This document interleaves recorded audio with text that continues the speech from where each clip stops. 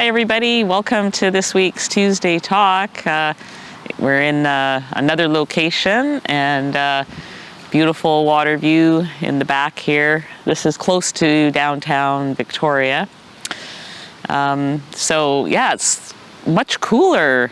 I feel like summer's almost over, although it's supposed to be a nice day, so we'll see. So I wanted to talk about the 24-hour live stream. I got to pop in a few times to watch what was going on there. That was on Homestead How, hosted by Carrie. It was some amazing guests on there. I happened to catch Dr. Barry and Kelly Hogan, and both those two people I'm just really grateful for because they were the first ones that, you know, where I was able to learn more about this way of living, meat-based diet, that sort of thing. Trying to avoid using the words carnivore. So that's my topic. The new C word on YouTube. You know, when I first came on YouTube, it was a COVID project, and I was working from home because of COVID. And so I started doing the YouTube channel with my YouTube partner who does my editing. A lot of you guys see her clever work in the bloopers. So we started that channel together, and I was warned at that time, because you know COVID was all new and everything, to not say the words COVID on YouTube, that it was going to get you blacklisted, or YouTube will stop people from seeing your video. So I mean, it wasn't what my channel was about anyway, so I never worried about it. And I noticed that when people did use it, they never said that word. They would say things like C virus, and they would put different letters and numbers and symbols in the word. And now apparently there's a new C word on YouTube, and that is carnivore.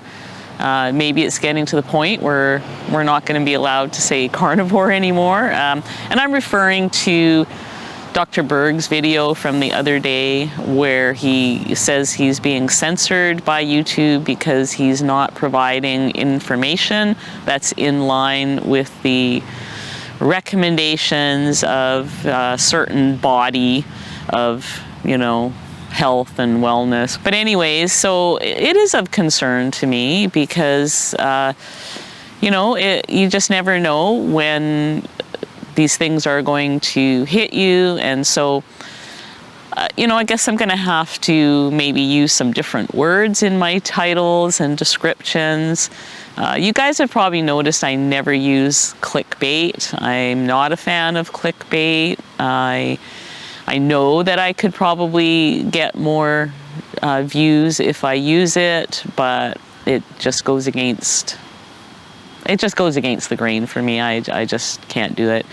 And so, you know, if I can't use the words of what I'm talking about, that's also a big issue. So if you guys could all do me a big favor, and the next time you're on YouTube, rather than letting YouTube tell you what you should be watching, and that's the home feed. If you're on the home feed, what you'll see is you'll see suggestions from YouTube of what videos you should watch. And I've had people tell me that I'm not coming up in their feed anymore, and so they went looking. I'm just a speck on the wall. I'm just a little fly compared to the big YouTubers that are in the carnivore and keto space. I wouldn't feel like they should be targeting me at all. Next time you're on the home feed of YouTube, on the left-hand side is, there's like a column of choices. If you go and hit subscriptions, what that'll do is it'll show you videos of all the people you've been subscribed to. And I did that myself this morning, and I was surprised.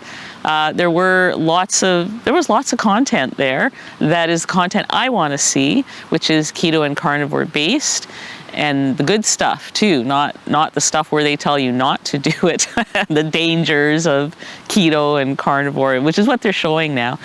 So if you could do that, you're more likely to find me, or just put in ketogenic woman in the search bar, and then you'll see all the videos of mine that you may have missed.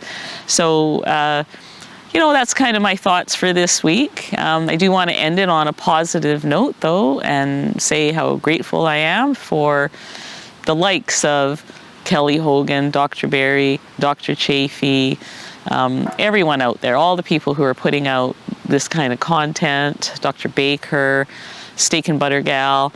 I mean, there's just too many to mention. These are the people that I follow, and I also really try to follow, the younger, smaller channels as well, the ones that are just coming out, and those people are going to need your help as well.